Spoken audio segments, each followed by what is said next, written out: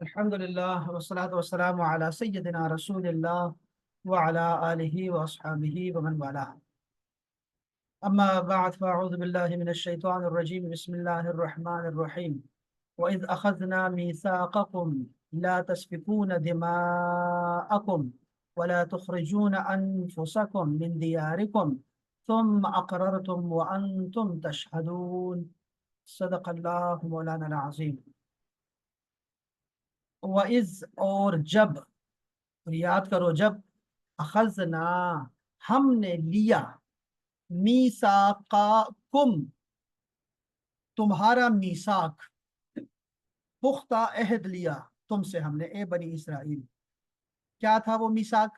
ला तस्फिकूना, कि तुम नहीं बहाओगे, दिमाअकुम तुम्हारे खून, यानी तुम्हारे खून, अभी हम पढ़ेंगे तफसीर में, यानी तुम्हारे अपनों के खून वो नहीं बनाओगे, बहाओगे, अपनों के खून नहीं बहाओगे। वला तुखरिजूना, और ना निकालोगे, अनफुसकुम अपनी जानों को, यानी अपनों को नहीं निकालोगे, मिन दियारिकुम अपने घरों से, सुम्मा फिर, अकरर तुमने इकरार कर लिया इस अहद का जो हमने आपसे लिया, व अंतुम और तुम सब जो थे, तशहदून उसके ऊपर गवाह बन गए खुद ही। इस आयत में अल्लाह ताला ने बनी इसराइल की एक अहद शिकनी की बात कर रहे हैं कि उनसे अहद लिया गया था कि वो अपने ही लोगों का खून नहीं बहाएंगे और ना ही उनको उनके घरों से निकालेंगे। फिर उन्होंने इकरार भी कर लिया कि हाँ हमने वादा कर लिया और इस बात पर गवाही भी दी, लेकिन फिर उन लोगों ने वादा तोड़ दिया। तो अल्लाह ताला के यहाँ बहुत संगीन जुर्म है ये कि वादा तोड़ दे बंदा। अल्लाह इसके बारे में जरूर पूछेंगे। तुम, फिर उसके बाद क्या हुआ? तुम लोगों ने, हाउलाई तुम ही ने, अल्लाह अकबर, अंतुम और हाउलाई, हाउलाई का मतलब ऐसे होता है दीज, और अंतुम का मतलब होता है यू ऑल। अब तुम सब ही, ऐसे कह, तुम सब ही, यानी अभी ऊपर अहद किया, इकरार भी किया, गवाह भी बन गए, और फिर उसके बाद क्या किया तुम लोगों ने? तुम ही तो थे कि तख्तुलून अनफुसकुम, कत्ल करते थे, कत्ल करते हो, अनफुसकुम अपने आप को, व तुखरिजून फरीकम मिनकुम मिन दियारिहिम, और निकालते हो एक ग्रोह को जो तुम्ही में से है, उनके घरों से निकाल देते हो। क्यों? तजाहरूना, तुम आपस में चढ़ दौड़ते हो, अलैहिम उन पर, बिल इस्म वल उद्वान गुनाह और सरकशी के साथ, ज्यादती करते हो उनके साथ, गुनाह करते हो, उन्हीं के ऊपर चढ़ दौड़ते हो आपस में ही सारे। वही यातूकुम, और अगर आ जाए तुम्हारे पास, उसारा कैदी, कैदी अगर आ जाए तुम्हारे पास, तुम्हारे अपने ही, तो तुफादूहुम तुम बदला देकर छुड़ा देते हो उनको।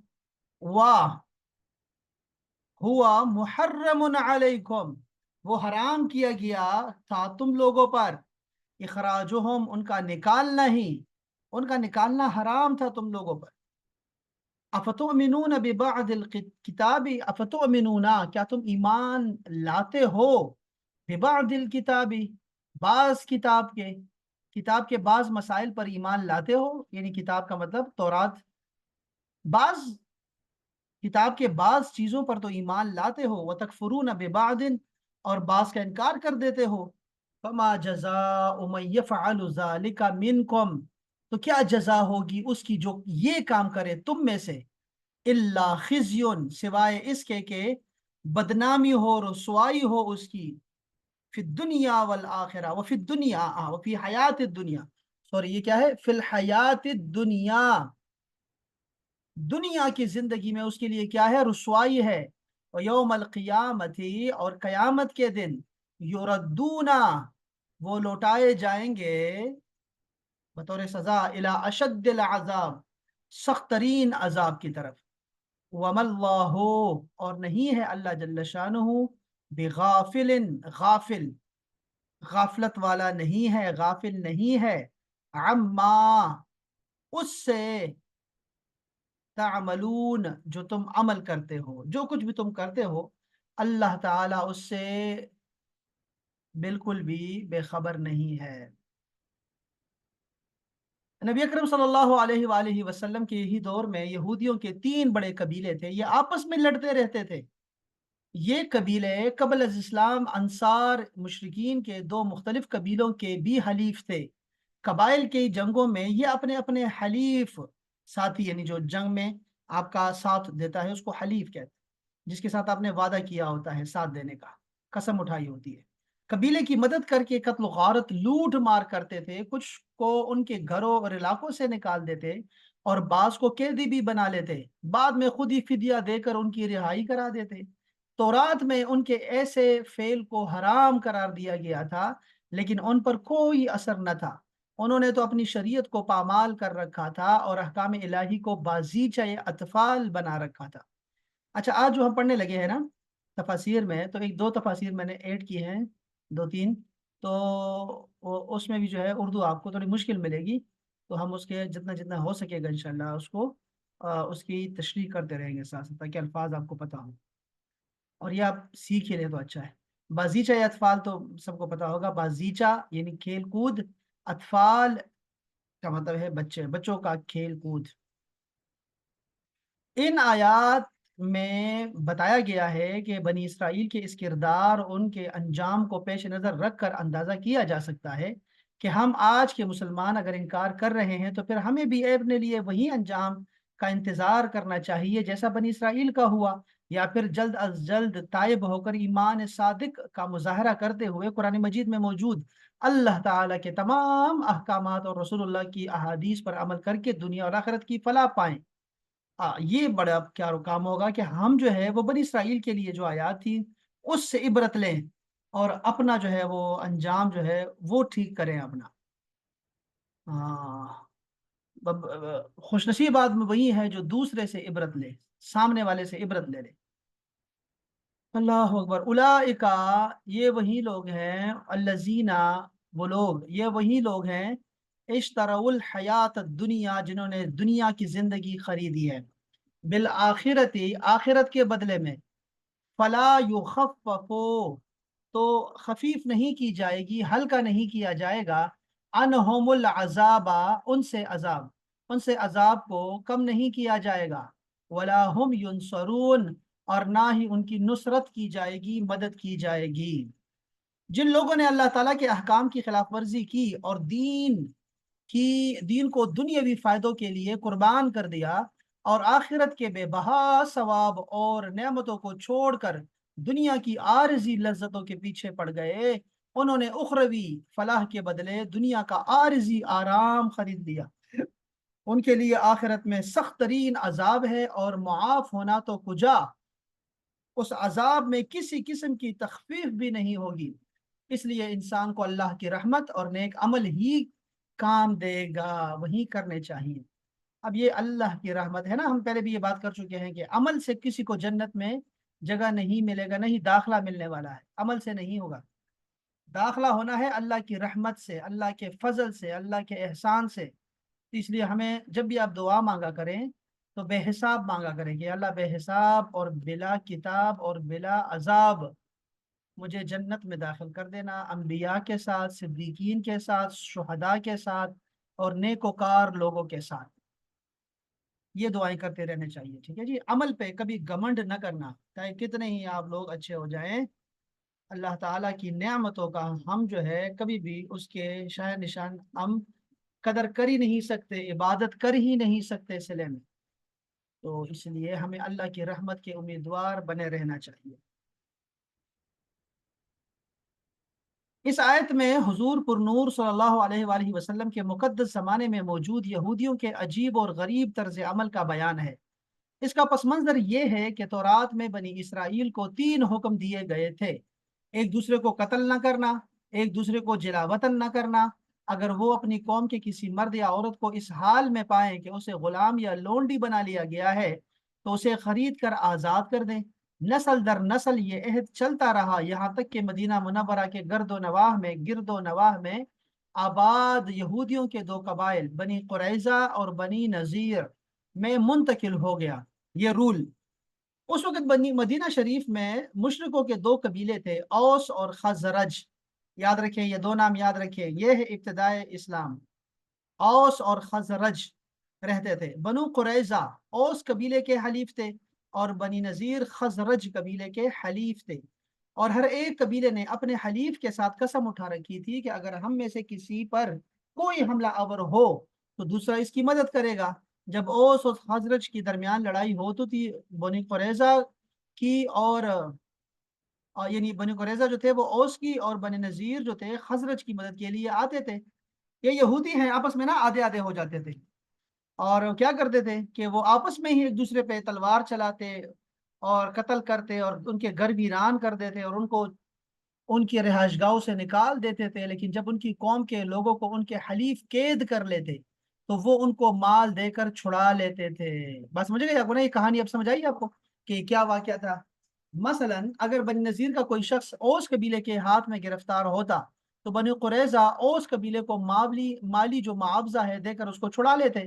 حالانکہ اگر وہی شخص لڑائی کے وقت ان کے ہاتھ آ جاتا تو اسے قتل کرنے میں ہرگز دریغ نہ کرتے تھے۔ لوگوں نے ان سے کہا کہ تم بھی عجیب لوگ ہو کہ ایک دوسرے کو قتل بھی کرتے ہو، فدیہ دے کر چھڑا بھی لیتے ہو۔ یہودیوں نے کہا ہمیں تورات میں یہی حکم دیا گیا ہے کہ ہم اپنے قیدیوں کو فدیہ دے کر چھڑائیں۔ اس پر ان سے کہا گیا کہ پھر تم ایک دوسرے کو قتل کیوں کرتے ہو، حالانکہ تورات میں تو تمہیں اس سے منع کیا گیا ہے۔ یہودیوں نے کہا جنگ کے دوران ایک دوسرے کو قتل کرنے سے اگرچہ ہمارا اللہ تعالیٰ کے ساتھ کیا ہوا عہد ٹوٹ جاتا ہے، لیکن ہمیں تو اس بات سے شرم آتی ہے نا کہ ہمارے حلیف ذلیل ہوں، کیونکہ اگر ہم نے ایک دوسرے کو قتل اور جلاوطن نہ کیا تو اس میں ہمارے حلیفوں کی ذلت ہے، اور چونکہ فدیہ دے کر چھڑا لینے میں ان کی ذلت ہے، اس لیے ہم اس عہد کو پورا کر دیتے ہیں۔ یہودیوں کی اس حرکت پر انہیں اس آیت میں ملامت کی جا رہی ہے کہ جب تم نے اپنوں کی خون ریزی نہ کرنے، ان کی بستیوں سے نہ نکالنے، ان کے اسیروں کو چھڑانے کا عہد کیا تھا، تو یہ کیا دو رنگی ہے کہ تم ایک دوسرے کو قتل اور جلا وطن کرنے میں تو دریغ نہیں کرتے، لیکن جب گرفتار ہو جائے تو اسے فدیہ دے کر چھڑا لیتے ہو۔ اور جن باتوں کا تم نے عہد کیا تھا ان میں سے کچھ باتوں کو جاننا ماننا اور کچھ کو نہ ماننا، یہ کیا معنی رکھتا ہے؟ جب تم ایک دوسرے کو قتل اور جلا وطن کرنے سے باز نہ رہے تو تم نے عہد شکنی کی اور حرام کے مرتکب قرار پائے۔ بنی اسرائیل کی دنیا میں یہ تو رسوائی ہوئی کہ بنی قریظہ 3 ہجری میں مارے گئے اور بنی نذیر اس سے پہلے ہی جلا وطن کر دیے گئے۔ اس سے معلوم ہوا کہ کسی کی طرفداری میں دین کی مخالفت کرنا اخروی عذاب کے علاوہ دنیا میں بھی ذلت اور رسوائی کا باعث ہے۔ دنیا کے بڑے بڑے معاملات کو اس آیت کے تحت دیکھا جا سکتا ہے۔ نیز یہ بھی معلوم ہوا کہ کبھی گناہوں کی شامت سے دنیاوی آفات بھی آ جاتی ہیں اور آتی ہیں۔ اگر آپ کوئی گناہ کرتے ہیں خدا نخواستہ تو آپ کو اپنے بچوں میں، اپنے سواریوں میں اس کا اثر دکھائی دیتا ہے۔ یہ آپ ذرا سب نے ٹیسٹ کیا ہوگا، ویسے دیکھ لیں ایک دفعہ کہ یہ صحابہ اور تابعین سے یہ روایت ہے کہ جب ان کے جانور جب تھے سواریاں، وہ جب جو ہے نا وہ تابع نہیں ہوتی تھی اور ان کی بات نہیں مانتی تھی اور مستی کرتی تھی تو وہ سمجھتے تھے کہ کوئی گناہ ہوا ہے، تو وہ کہتے تھے کہ ہمارے گناہ کا اثر ہمارے جانوروں میں دکھائی دیتا ہے۔ تو آج کل تو جانور نہیں ہے، تو آپ اپنی سواریوں میں دے سکتے ہیں کہ گاڑیاں خراب ہو جاتی ہیں آپ کے، اور آپ کی چیزیں خراب ہو جاتی ہیں، یا بچے جو ہے وہ جو ہے نا آپ دیکھتے ہیں ان میں سے جو ہے نا آپ کو تکلیف ملتی ہے ان کی طرف سے، تو یہ بھی ایک جو ہے نا وہ چیز ہے دیکھی گئی ہے۔ تو دنیاوی معاملات میں بھی شامت اعمال آ سکتی ہے۔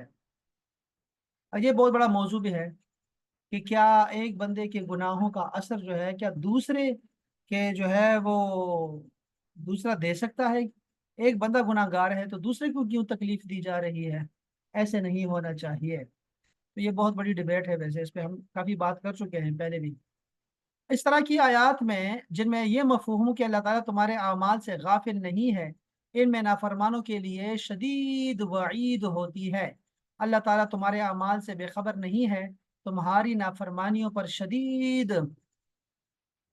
عذاب دے گا۔ یوں ہی اس ایسی آیات میں مومنین اور صالحین کے لیے خوشخبری ہوتی ہے کہ انہیں اعمال حسنہ کی بہترین جزا ملے گی۔ تو یہ مختصر تفسیر تھی جو کہ ضروری تھی کہ ہم سمجھیں اس بات کو۔ اور اب ذرا اس کو تفسیر نعیمی کے جو ہے نا وہ ذرا سائے میں دیکھتے ہیں، اور تھوڑا سا دیکھ، یہ ویسے آیات جو ہے نا وہ ہم نے پڑھنی تھی، تو یہ لازم بات ہے اس کو ہم نے ایسے ہی لے کے چلنا تھا۔ اس آیت کا پچھلی آیت سے کیا تعلق ہے؟ دیکھیں پہلا تعلق کیا ہے۔ اس سے پہلے جو تہذیب اخلاق اور تدبیر منزل کے احکام کا ذکر تھا، جن پر عمل کرنے سے انسان کے اخلاق درست ہو جائیں اور خانگی زندگی سبل جائے، اب سیاست بدنی کے احکام کا ذکر ہے، جس سے قومی اصلاح ہوگی اور ملک میں امن اور امان کا دور دورہ ہوگا۔ یہ تھا تعلق پہلا۔ اس سے دوسرا تعلق کیا ہے؟ اس سے پہلے اختیار کرنے کے لیے اچھی صفات کا ذکر کیا گیا تھا، اب ان عیوب کا ذکر کیا جا رہا ہے جن سے بچنا ضروری ہے، اس لیے پہلی آیت میں امر تھا اور اس میں نہیں۔ تیسرا تعلق، پہلی آیت میں اسرائیلیوں کی نافرمانی کا دعویٰ کیا گیا تھا کہ تم ثم تولیتم